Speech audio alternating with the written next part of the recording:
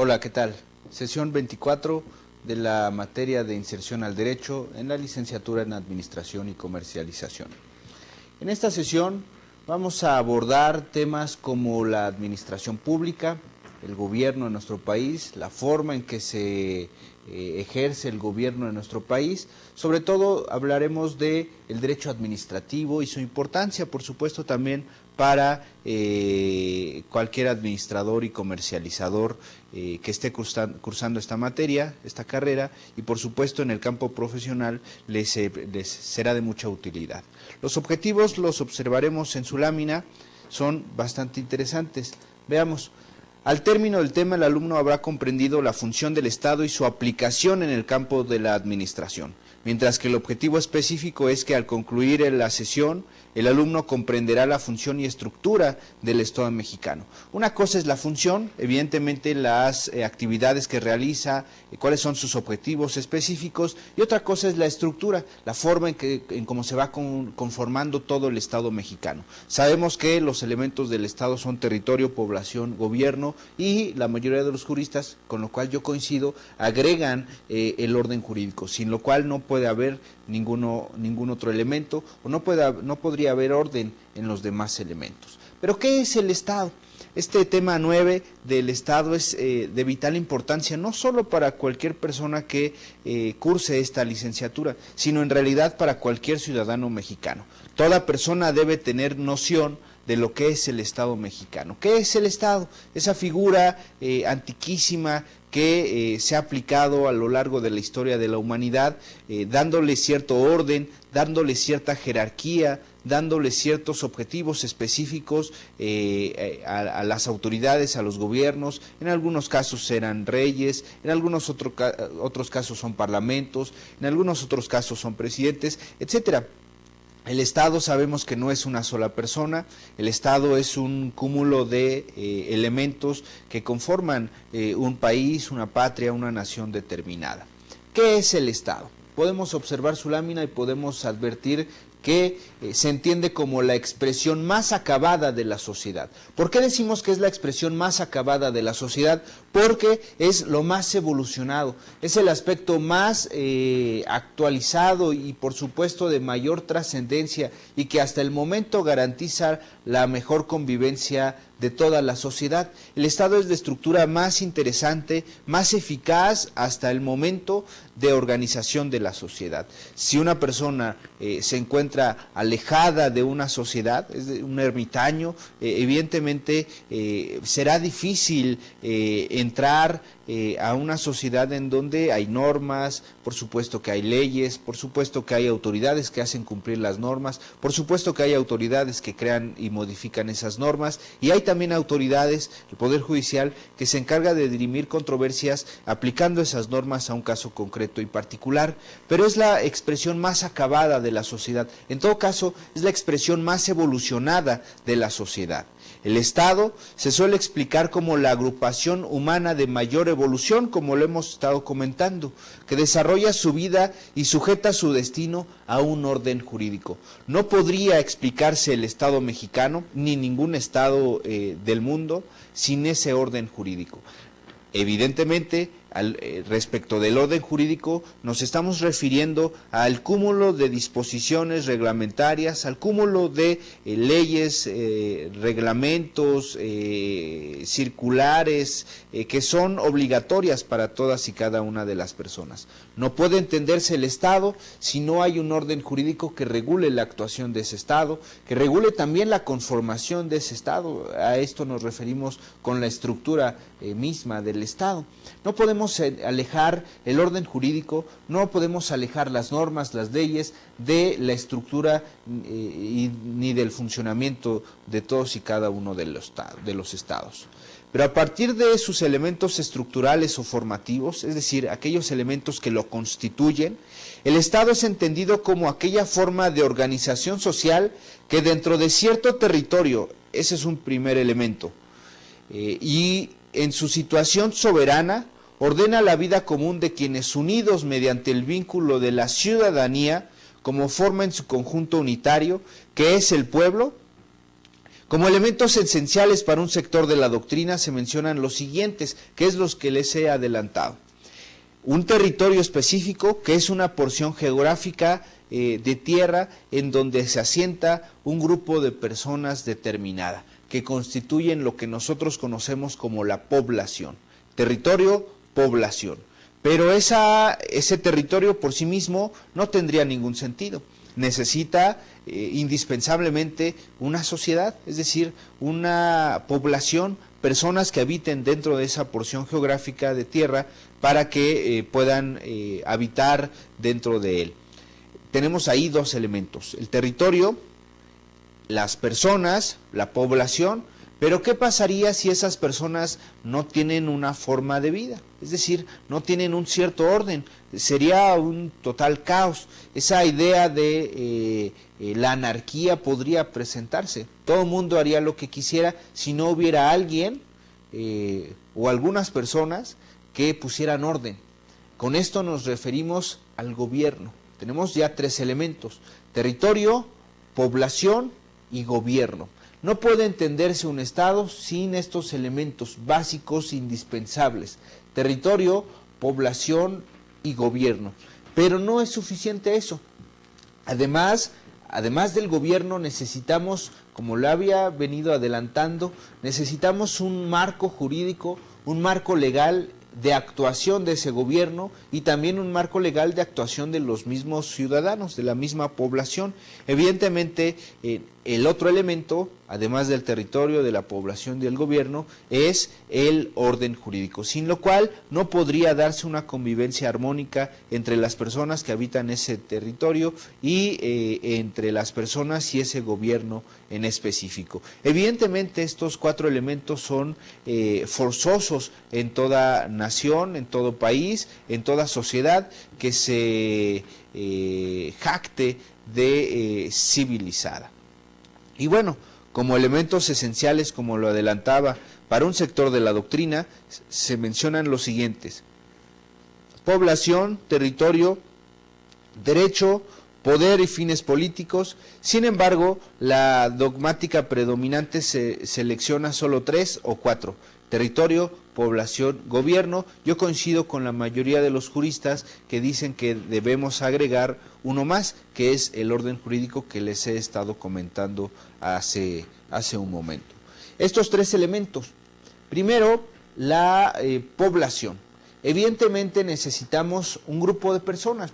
¿A quién vamos a gobernar si no tenemos a nadie habitando en nuestro territorio? Necesitamos forzosamente que haya población. Es el elemento básico, es el elemento indispensable de todo Estado. Cuando hablamos de Estado no debemos referirnos solamente al gobierno. Cuando hablemos de Estado estamos hablando, por supuesto, del gobierno, pero además del territorio, de la población y también del orden jurídico. Cuando hablamos de población, se reconoce a este factor como el elemento humano del Estado, por consiguiente como basamento imprescindible, es decir, como base, como requisito indispensable dentro de la estructura y función de la sociedad política. Así, la agrupación estatal suele entenderse como la comunidad humana conformada por hombres libres que realizan en su seno su propio destino y por consiguiente su futuro y plenitud personales. Todo esto suena muy bonito, pero ¿qué es en realidad la población? Es el elemento indispensable de todo Estado. Si no tenemos población, como digo, no puede existir un Estado en ningún lugar. Pero incluso hay algunas excepciones. No siempre tenemos población, no siempre tenemos territorio, no siempre gobierno en su totalidad. En algunos casos podemos tener población. Por ejemplo, el pueblo judío. El pueblo judío podría tener un territorio específico que se encuentra hoy en día en lucha, en controversia, pero encontramos que es una organización, que son personas que podrían algunos tener un cierto gobierno, pero lo que sí no tienen es un territorio específico o que se encuentra en litigio, que se encuentra en duda. Por lo tanto, es algo sui generis. Otro ejemplo interesante es el Estado Vaticano. Es un Estado, tiene una cierta población, tiene un gobierno específico presidido por el Papa, y tiene un orden jurídico específico, pero se encuentra en una situación sui generis, toda vez que se encuentra dentro de un mismo estado, se encuentra dentro de Italia. El territorio de Italia es una porción, acuérdense, en el mapa se parece a una bota, y dentro de ella se encuentra Roma. Bueno, en Roma se encuentra el Estado Vaticano, que es como un estado independiente dentro de otro estado. El caso más ejemplificativo, por ejemplo, son las embajadas de los países. En México tenemos la embajada estadounidense, embajada francesa, etcétera, y esa porción de territorio le pertenece al otro país. Es decir, la embajada francesa, su territorio, por ejemplo, el inmueble en donde se encuentra, no le pertenece al Estado mexicano, le pertenece mediante una concesión al gobierno extranjero, por lo tanto es una extensión de su territorio. Pero en este caso, en el ejemplo que hemos dado, es una muestra de que los absolutos no se dan solo en la población. Si no hay población, no pueden existir los demás elementos. Los demás elementos pueden ser prescindibles, pero la población siempre debe estar en todo estado. Y bueno, así la agrupación estatal, como les digo, suele entenderse como la comunidad humana conformada por hombres libres. Es indispensable esa idea de libertad de las personas. Ustedes me dirán, bueno, ¿cómo es posible entonces que haya estados en donde haya personas que no son libres? En donde hoy en día, en este tiempo en el que nos encontramos, encontremos personas que aún son esclavos. Bueno, evidentemente hay derechos internacionales, tratados internacionales que regulan precisamente esa situación y que prohíben ese tipo de prácticas. No obstante eso, hay algunos países que todavía mantienen esta situación de excepción. Pero bueno, a final de cuentas, el requisito indispensable para esa población es que sean libres y que, como en nuestro país, puedan elegir libremente, con toda posibilidad y con toda certeza, quiénes son las personas que los van a representar. ¿Por qué es indispensable la representación? Lo voy a adelantar un poco, lo vamos a comentar más adelante. ¿Por qué es indispensable esa delegación de facultades, esa representación? Porque para tomar las decisiones importantes para nuestro país no podemos juntarnos los ciento y tantos millones de mexicanos para tomar una sola decisión que nos va a afectar a todos. Precisamente por eso existe la democracia, que nos implica votar por algunas personas que serán nuestros representantes, diputados, senadores, jefes delegacionales, ejecutivo, federal, presidente de la República, que son los que tomarán las decisiones por nosotros y que se supone que deben recoger nuestra opinión, se supone que deben consultar a la ciudadanía.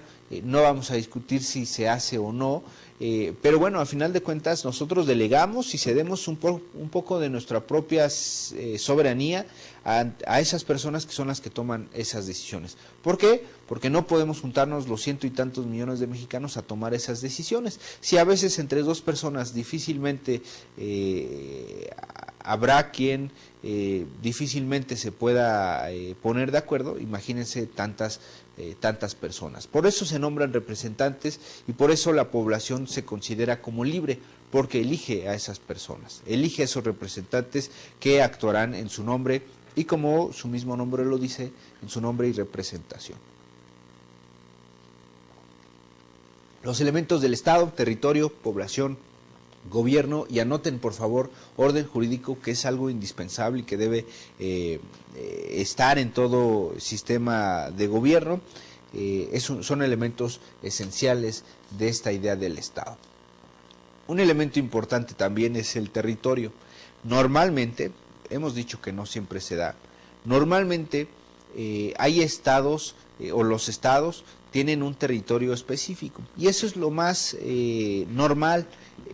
Se establece en una porción geográfica, en una ubicación geográfica determinada, y ahí asientan a la población, de tal suerte que es el lugar en donde, pasando ciertas fronteras, se considera propiedad de la nación o se considera propiedad de los particulares.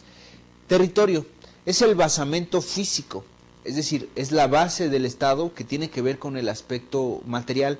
con el aspecto físico, es el aspecto geográfico, es una porción de terreno, una porción de tierra que amerita ese elemento indispensable del Estado. Y bueno, el ámbito geográfico de la nación o el lugar en donde se asienta la sociedad políticamente organizada, por lo mismo se le entiende como el marco en donde cobra validez el orden jurídico del Estado.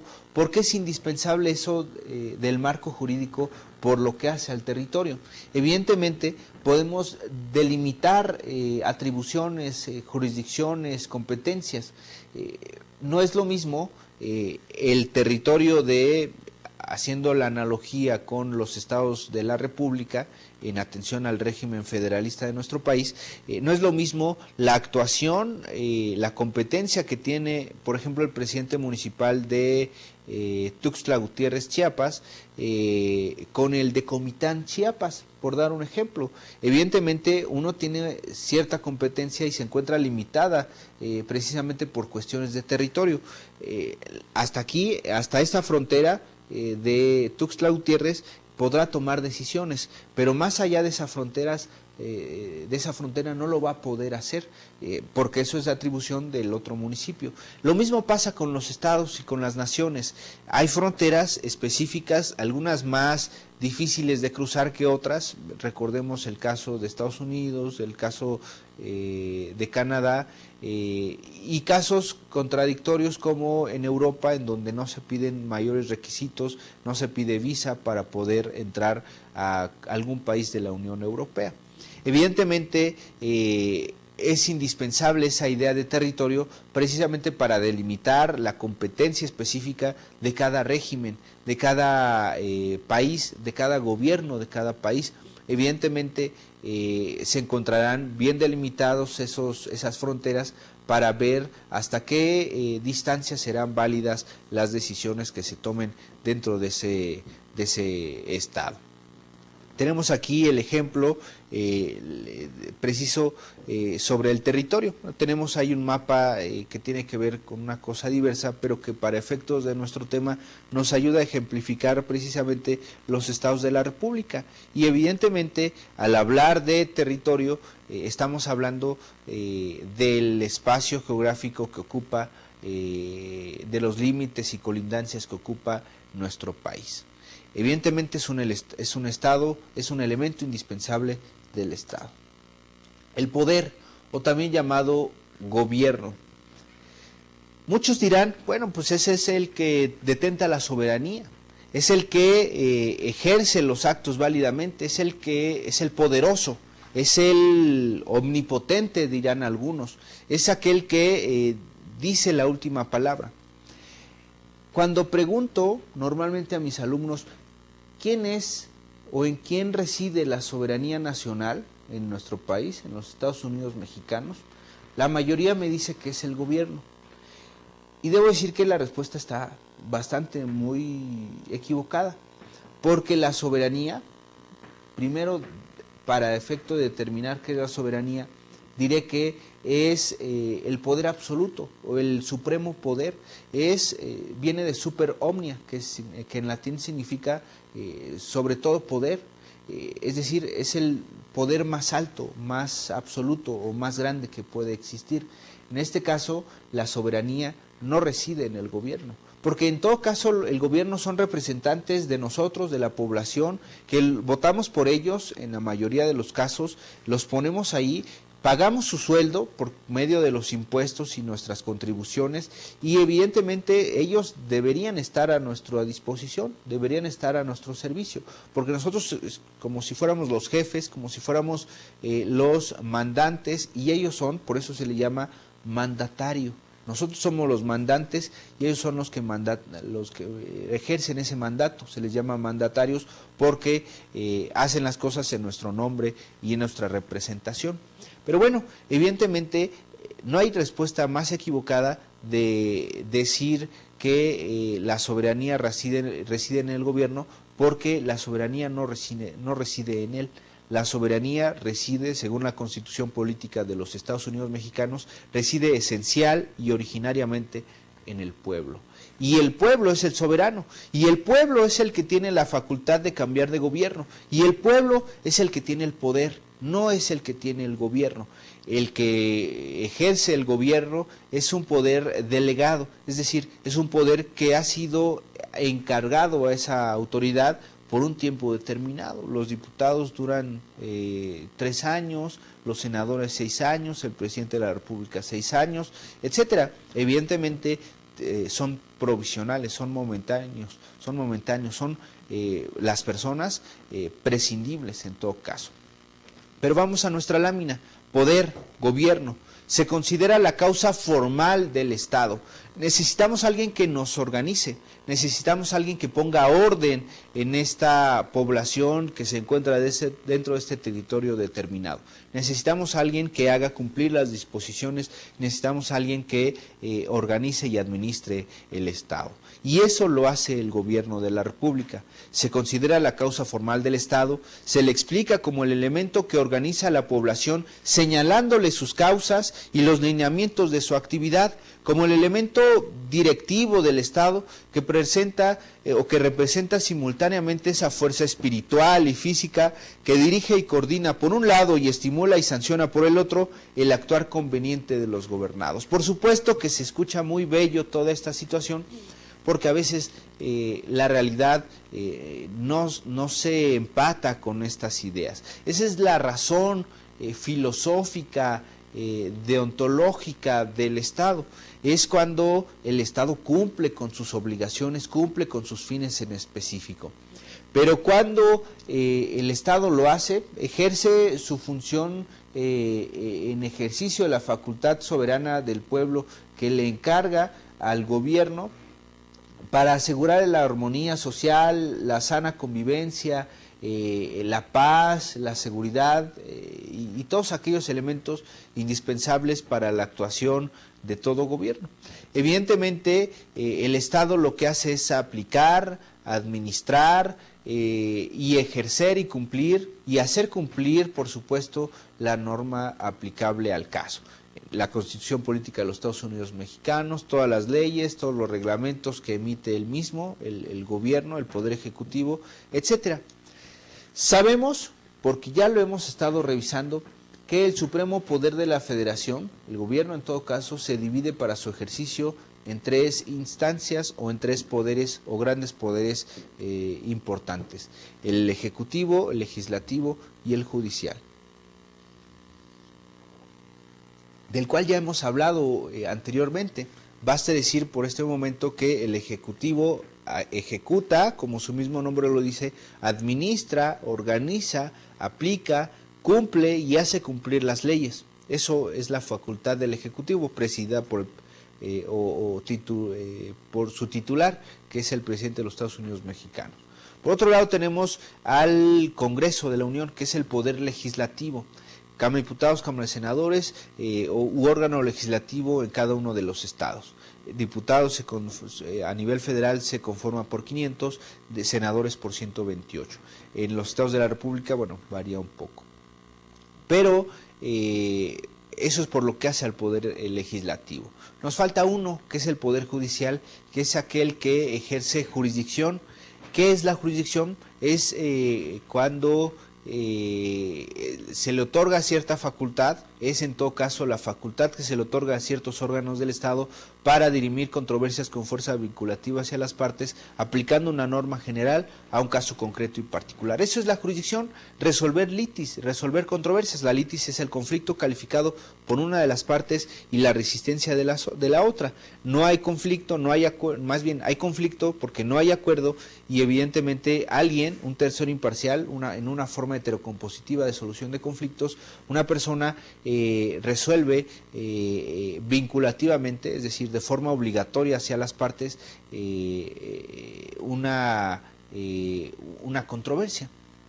Eso es lo que hace el Poder Judicial. Se integra por la Suprema Corte de Justicia de la Nación a nivel federal, Consejo de la Judicatura Federal, tribunales unitarios de circuito, tribunales colegiados de circuito, juzgados de distrito y el Tribunal Electoral del Poder Judicial de la Federación y el órgano de disciplina y vigilancia también del Poder Judicial de la Federación, que es el Consejo de la Judicatura Federal. Y bueno, a nivel estatal también hay ese tipo de poderes, salvo el judicial en el poder municipal. Evidentemente, los elementos del poder, los elementos del Estado, por lo que hace al gobierno, es indispensable. Por eso decimos que es la base, estos 3 elementos o 4 elementos si agregamos el orden jurídico. Por supuesto que debemos agregar esa idea del orden jurídico, porque si no existe ese orden jurídico, no se garantiza que el Estado cumpla con sus obligaciones. Es más, si no hubiera ese orden jurídico, no sabríamos cuáles serían las obligaciones de ese gobierno, y entonces el gobierno haría lo que quiera, lo que quisiera. Recordemos la clásica frase de Luis XIV, el rey francés, el famoso rey Sol, que decía: el Estado soy yo. Y bueno, como no había un orden jurídico bien definido que le permitiera al pueblo actuar con libertad de elegir a sus propios representantes, él hacía lo que quería. El Estado soy yo, es decir, lo que yo determine es lo que se va a hacer.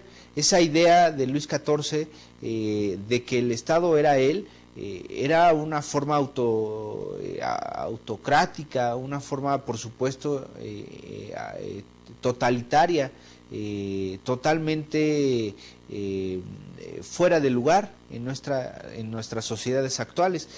No podría, salvo algunas excepciones en Sudamérica, que presentarse una situación por el estilo, que una persona fuera la que decidiera el destino de todo un país. Evidentemente, en nuestro sistema jurídico, una república democrática, representativa y federal, no podría ser factible esta situación. Elementos del Estado: territorio, poder, territorio, población, gobierno y, importante, orden jurídico. Vamos al tema 9.3, que es la estructura y organización del Estado mexicano. Sabemos que es una república democrática, representativa y federal, que es algo que ya hemos comentado a grosso modo en sesiones anteriores. Primero, es una república porque viene de res pública o public, que significa, res significa cosa, la cosa pública. Es decir, el sistema, las cuestiones, las discusiones, los debates que tienen que ver con el beneficio para todos. Por eso es algo público, porque es de interés general, es de interés social, y la república es una situación de interés general, por supuesto, pero además es una república representativa. Nombramos representantes ante la imposibilidad de tomar decisiones todos juntos, los más de 100 millones de mexicanos. Nombramos esos representantes que serán los que en nuestro nombre y representación, insisto, tomarán decisiones, administrarán, crearán leyes, etcétera. Y bueno, nuestro país, de acuerdo con la Constitución, es una república representativa, en la que el pueblo ejerce su soberanía. Acuérdense que la soberanía reside esencial y originalmente en el pueblo. Recomiendo, y de hecho de una vez señalo como actividades de aprendizaje, ubicar el artículo específico de la Constitución en donde nos dice que el pueblo, en él reside la soberanía. Dice textualmente así: la soberanía nacional reside esencial y originalmente en el pueblo. Esa es la soberanía. Ubiquemos ese artículo constitucional en donde nos habla de esa situación. Y bueno, es una república representativa en la que el pueblo ejerce su soberanía a través de los poderes de la Unión: legislativo, ejecutivo y judicial.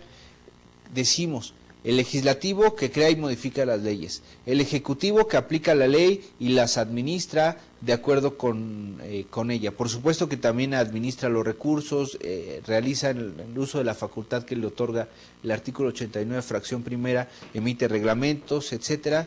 Y el judicial, que juzga, que resuelve controversias de acuerdo con la ley. Por lo que hace la estructura y organización del Estado mexicano. Es democrática. ¿Por qué? Porque hay elecciones, porque nosotros seleccionamos, votamos, elegimos a un representante que será el que de alguna manera, o por lo menos así debería ser, busque el interés común, busque el interés general y satisfaga las necesidades propias de la población. En esta república se supone que todo el pueblo ejerce el poder. México, por ejemplo, es una república democrática porque la teoría constitucional supone que la soberanía reside en el pueblo, dimana de él y se instituye en beneficio del mismo. Es decir, la soberanía es para, por y por el pueblo específicamente y mediante el pueblo, porque es mediante él que se nombran esos representantes. ¿De dónde salen los diputados? ¿De dónde sale el presidente de la República? Fundamentalmente o eminentemente, sustancialmente del pueblo mexicano. Es una república federal. Es federal cuando está integrada por entidades federativas, o se les llama estados también, que se unen entre sí para formar una nueva persona jurídica, que es la federación o lo que llamamos el Estado Nacional. En este régimen, el gobierno se ejerce conjuntamente por un gobierno general, gobierno federal, que tiene autoridad en todo el país, y por supuesto también los gobiernos locales, los gobernadores, etcétera, cuyo poder está limitado a determinada región.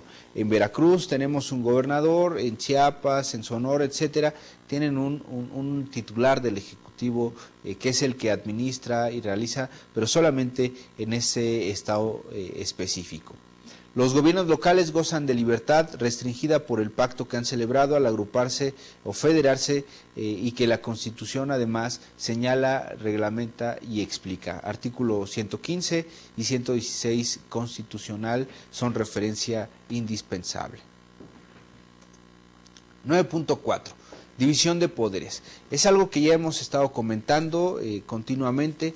Esa idea del legislativo, del ejecutivo y del judicial que se componen de diversas maneras, que además es interesantísima la integración de cada uno de estos órganos. Por supuesto, sus funciones básicas, sus actividades más importantes. Poder legislativo federal. El Poder Legislativo Federal de los Estados Unidos mexicanos se forma por un representante de la ciudadanía, es el encargado de formular las leyes que nos rigen. Se deposita, por supuesto, en un Congreso de la Unión, o también llamado Congreso General, que se divide en dos cámaras, Cámara de Diputados y Cámara de Senadores. Cada una tiene un determinado número de miembros. Por ejemplo, como lo adelantaba, la Cámara de Diputados tiene 500, 200 diputados elegidos bajo el principio de mayoría de representación proporcional y 300 diputados elegidos bajo el principio de mayoría relativa. ¿Qué quiere decir todo eso? Hay algunos diputados, no todos se eligen de la misma forma. Unos, los primeros, hablemos de los que se eligen por mayoría relativa. A los que fueron votados por cada una de las personas o por la mayoría de las personas en un distrito determinado, distrito electoral determinado. Todo mundo tenemos un diputado que es el que nos representa en ese sector, en esa porción geográfica, en ese distrito electoral, se le conoce. Pero evidentemente es elegido por el voto directo de los ciudadanos, es decir, los ciudadanos acudieron a las urnas y votaron por Juan Pérez, y bueno, Juan Pérez ahora es su diputado. Tenemos, de esos se eligen 300 diputados, nos sobran 200. ¿Qué va a pasar con esos 200 diputados? Bueno, son elegidos bajo otro principio que es el de representación proporcional. Para cada partido político que haya tenido mínimo el 2% de la votación nacional, se les va a asignar por cada 2% de la votación nacional un diputado por el principio de representación proporcional. Esto se entendía porque hace muchos años en nuestro país, en los Estados Unidos mexicanos, solamente había un partido político y es el que detentaba todo el poder, y entonces se llevaba lo que llamamos carro completo, tenía a todos los diputados, todos los senadores sin ningún problema. Y entonces, al tenerlos así, pues había una sobrerepresentación de ese partido político y entonces los demás partidos menores pues no alcanzaban ningún diputado. Por lo tanto, si aseguraban esos partidos pequeños por lo menos un 2% de la votación nacional, aseguraban un diputado por el principio de representación proporcional, y entonces por cada 2% aproximadamente se les va asignando un diputado, lo que garantiza la pluralidad de fuerzas en el Congreso de la Unión. Los senadores se eligen por cada estado de la República. Hay 3 principios: representación proporcional, mayoría relativa, y hay algo que se llama la primera minoría, que es en realidad que se le asigna al partido político que quedó en segundo lugar en la votación por cada estado.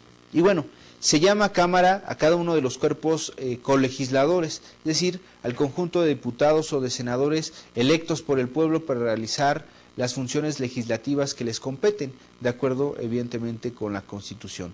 El artículo 73 es el que reglamenta el Congreso de la Unión, que fundamenta el Congreso de la Unión, y nos dice todas las facultades que tiene el Congreso de la Unión. Son 30, si no me equivoco, fracciones que tiene ese artículo constitucional. Las cámaras deben trabajar conjuntamente. Por tanto, toda ley que no sea votada por ambos organismos carece de validez. Es decir, para que una ley pueda ser aplicada, pueda ser válida, debió haberse aprobado por una de las cámaras que se llama Cámara de Origen y otra de las cámaras que se llama revisora. Una estudia, analiza, vota y la pasa a la siguiente cámara, que es la que va a revisar, y puede regresarla a un número de veces, y la otra podrá hacerle las modificaciones o la volverá a enviar sin esas modificaciones, y en algunos casos estará obligado a aceptarla. Evidentemente no termina ahí el proceso, se va con el presidente para que la sancione. La sanción es el hecho de firmar y bueno, la publique y pueda tener vigencia esa ley. Pero bueno, se dice que trabajan conjuntamente, no solo las cámaras, de hecho también el Ejecutivo, al promover iniciativas, al publicar, sancionar y al hacer cumplir esas disposiciones. Esto es por lo que hace al Poder Ejecutivo. Las cámaras, acuérdense, Cámara de Diputados, Cámara de Senadores, diputados 500, senadores 128 diputados. Y bueno, recordemos el artículo 73, en donde vienen todas esas facultades del Congreso de la Unión, que se aplica para las 2 cámaras. El sistema bicameral tiene como razón de ser el mejor funcionamiento de dicho poder, ya que dividido en 2 cuerpos, estos se equilibran. Si hubiera solamente un cuerpo, tendría un poder no absoluto, pero sí un poder bastante importante, bastante determinante, por lo que es necesario contrarrestar ese poder. Decía algún jurista importante que hay que restringir o controlar el poder con el mismo poder, de tal suerte que la división clásica de poderes que hizo Montesquieu hace muchos años en el Ejecutivo, Legislativo y Judicial, por supuesto que implica un cierto control sobre los otros poderes. Es decir, el mismo Ejecutivo limita al Legislativo, el mismo Legislativo, que es el que hoy en día, en atención a todas esas fracciones del 73 y algunos otros, tiene mayores facultades. El artículo 89 es el que habla de las facultades que se le otorgan al Ejecutivo, todos estos artículos de la Constitución Política de los Estados Unidos Mexicanos. Evidentemente, ¿quién tiene mayores facultades? Pues el Congreso de la Unión. A veces ya no es el Ejecutivo el que tiene la última palabra, sino más bien es el Legislativo. Es lo que algunos llaman la partidocracia, porque los que mantienen el poder son los partidos políticos en algunos casos. Pero bueno, el sistema bicameral ha sido adoptado por los países europeos y americanos y también por algunos países asiáticos. Es en todo caso la forma de controlar, de contrarrestar el poder que encontramos en nuestro país. La Cámara de Diputados estará integrada por 300 diputados electos bajo el principio de mayoría relativa mediante el sistema de distritos electorales uninominales, cosa que ya les he comentado, y hasta 200 diputados que serán electos según el principio de representación proporcional durante el sistema de listas regionales. ¿Qué es eso de las listas regionales? Cada partido político presenta una lista regional y va numerando los diputados que él desea, y si alcanza el 2% de la votación nacional, el primero de la lista entra. Si alcanza el 4, bueno, pues el otro, y así consecutivamente. Todo esto se decide en la misma Cámara de Diputados. Con el objeto de garantizar la debida representación de las minorías, así como la presencia de los partidos políticos de oposición, en la Cámara de Diputados se concibió un sistema mixto de elección que se constituyó a la práctica anterior, que daba acceso a la Cámara de Diputados a los diputados llamados de partido, esa idea de los diputados específicos por cada partido político.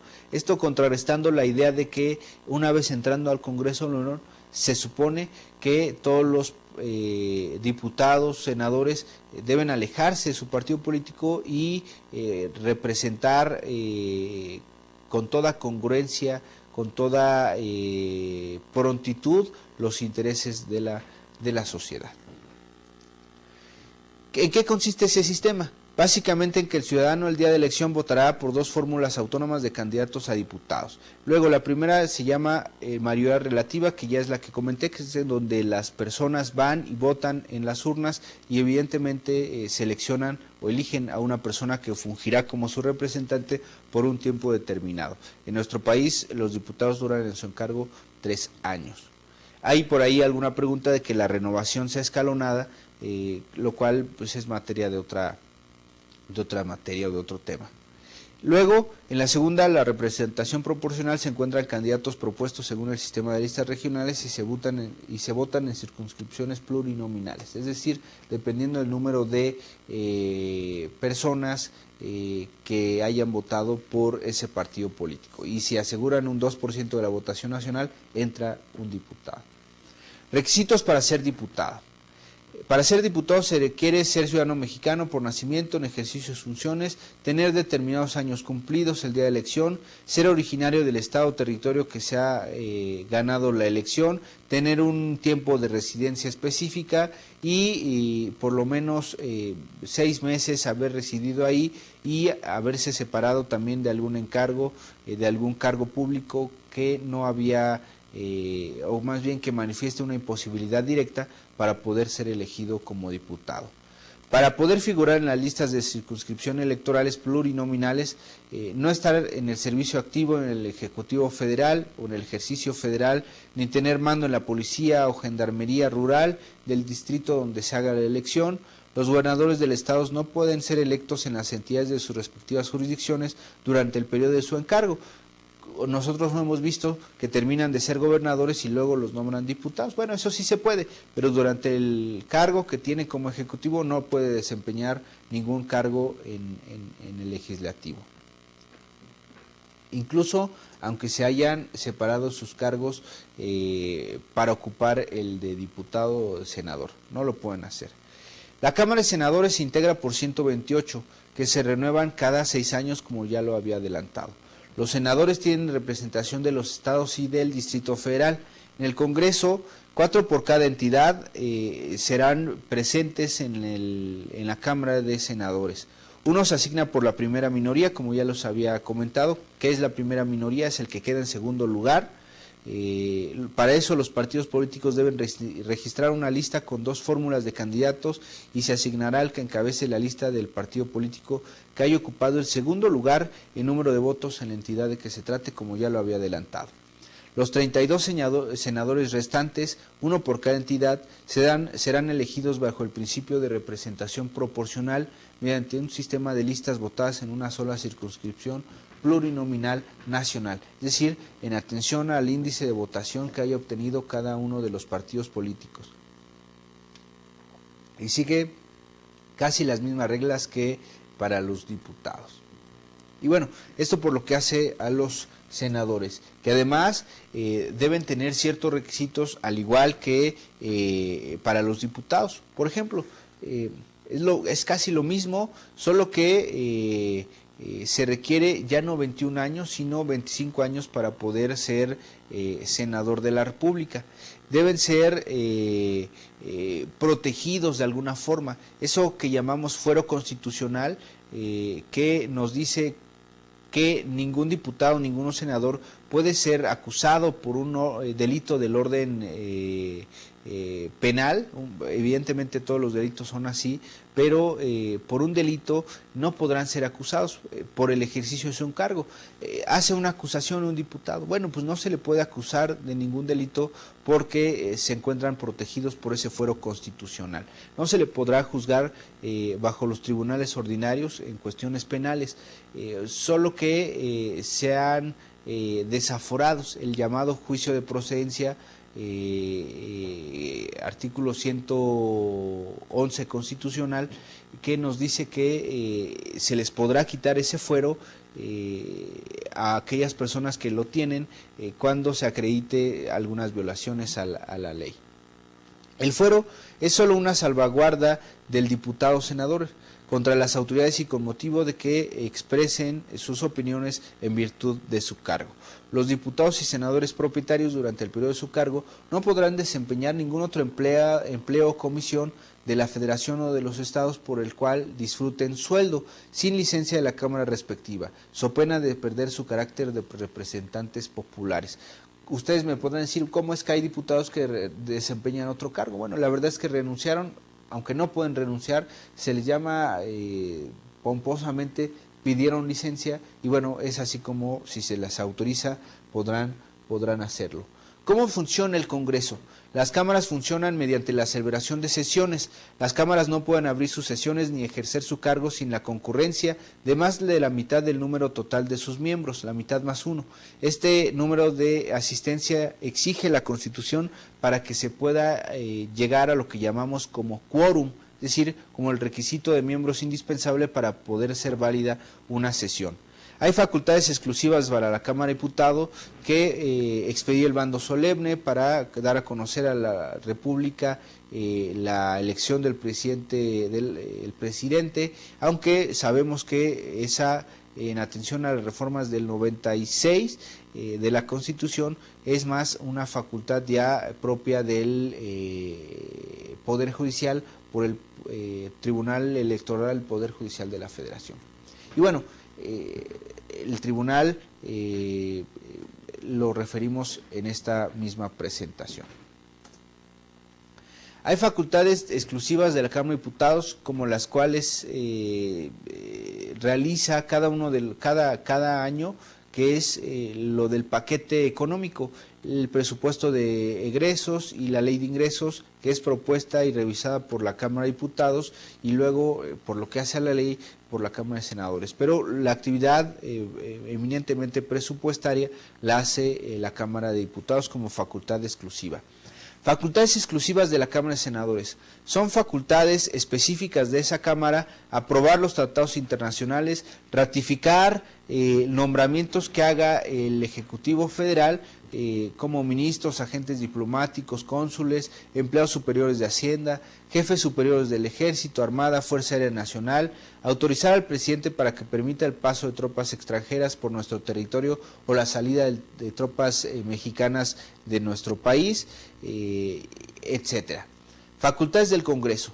Es conveniente no confundir las facultades de las cámaras de diputados con la Cámara de Senadores, con las facultades del Congreso.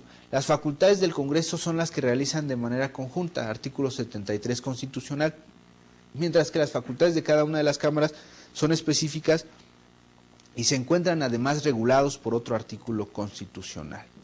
Cuando hablamos del artículo 73 que nos habla de las facultades del Congreso de la Unión, hablamos cuando se reúnen en un Congreso General la Cámara de Diputados y la Cámara de Senadores.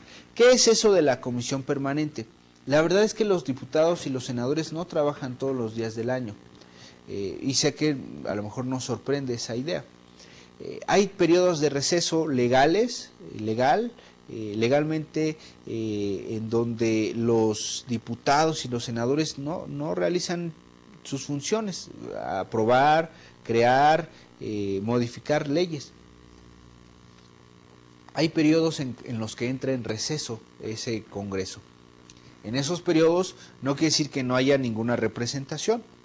Lo hace por conducto de la Cámara de o lo que se llama como la comisión permanente, que se integra por cierto número de diputados y cierto número de senadores, uno más de los diputados, por cierto, que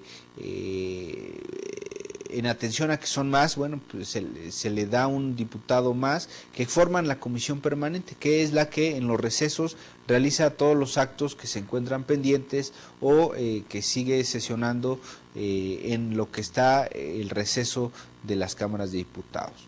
Y bueno, en el tiempo que transcurre entre los periodos ordinarios de sesiones en el que las cámaras no están reunidas, trabajan representando al Congreso lo que llamamos la comisión permanente.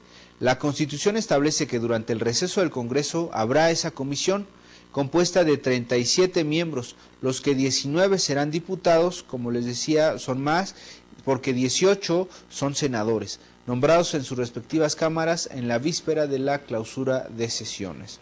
El control del Congreso sobre el Poder Ejecutivo. Este es un tema interesante.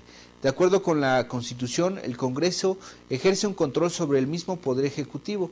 Dicho control, como bien dice su lámina, se realiza tanto porque es el Congreso quien dicta la ley, porque dicho organismo ejerce una función limitativa sobre las actividades del Ejecutivo.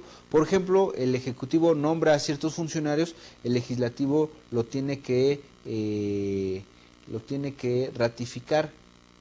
De esa forma, el poder legislativo de alguna manera busca limitar los poderes. ¿Se acuerdan aquella frase que comentaba yo, que el poder limita al propio poder? Bueno, el legislativo limita al ejecutivo, el ejecutivo también puede limitar al poder legislativo. Y el judicial los limita a todos los demás cuando resuelve sus controversias que se presenten ante esa instancia. Poder Ejecutivo Federal. El supremo poder ejecutivo de la Unión se deposita en una sola persona, que se le denomina, como nosotros sabemos, presidente de los Estados Unidos mexicanos. El Ejecutivo, de acuerdo con la Constitución, está integrado por dos elementos: el titular del poder, o sea, el presidente, y el conjunto de órganos que colaboran con él, que son todas las secretarías de Estado, las secretarías de despacho, etcétera. Representa un poder superior del pueblo, se encarga de ejecutar la ley, por eso se le llama de esa forma. Esta función del presidente se manifiesta en la protesta que debe rendir cuando toma su cargo, cuando es electo recientemente. Protesto, guardar y hacer guardar la Constitución Política de los Estados Unidos mexicanos y las leyes que de ahí emanan, proveyendo, algo así dice el artículo constitucional que habla acerca de la protesta, que dice, mirando en todo por el bien y prosperidad de la Unión, si así no lo hiciera, que me lo demande. Algo así dice la protesta constitucional, casi la dije literal, en donde el Ejecutivo de la Unión promete desempeñarse con a cabalidad, con probidad en el ejercicio de su desempeño. Las facultades del Ejecutivo los encontramos en la misma Constitución, por supuesto, es administrar, emitir reglamentos, artículo 89, fracción primera y subsecuentes, etcétera, promulgar y ejecutar leyes, nombrar y remover libremente a los secretarios de despacho y otros funcionarios, con aprobación del Senado nombrar ciertos funcionarios también. Ejército, Armada, Fuerza Aérea, ministros de la Corte, hacer la propuesta de la terna para que sean aprobadas por la Cámara de Senadores, declarar la guerra, disponer del ejército, etcétera. Todas esas son facultades específicas del Ejecutivo. El Poder Judicial, por su parte, dirime controversias, se deposita en una Suprema Corte de Justicia de la Nación, tribunales unitarios de circuito, tribunales colegiados de circuito, Consejo de la Judicatura Federal, Tribunal Electoral Tribunal Electoral del Poder Judicial de la Federación, que por supuesto los había yo comentado. El control del Poder Judicial sobre los otros poderes radica en esa división de poderes. El Supremo Poder de la Federación se divide en tres, como ya lo he comentado. Y por supuesto se evita el desarrollo excesivo de uno de esos problemas o de esos poderes en detrimento de los demás, por supuesto en perjuicio de la ciudadanía. El Poder Ejecutivo es el que administra, ejecuta, el Poder Legislativo es el que crea, modifica, quita radica, se llama reformar, abrogar o derogar las leyes o algún artículo. Todo eso lo hace el Poder Ejecutivo, el poder Legislativo. El Poder Ejecutivo administra, organiza, aplica, hace cumplir la ley, mientras que el Poder Judicial resuelve controversias con fuerza vinculativa hacia las partes. Por lo que hace a este tema, yo creo que es suficiente. Como actividades complementarias les voy a encargar que revisen su Constitución. Ahí viene todo lo que tiene que ver con los poderes ejecutivo, los poderes legislativo y por supuesto del judicial.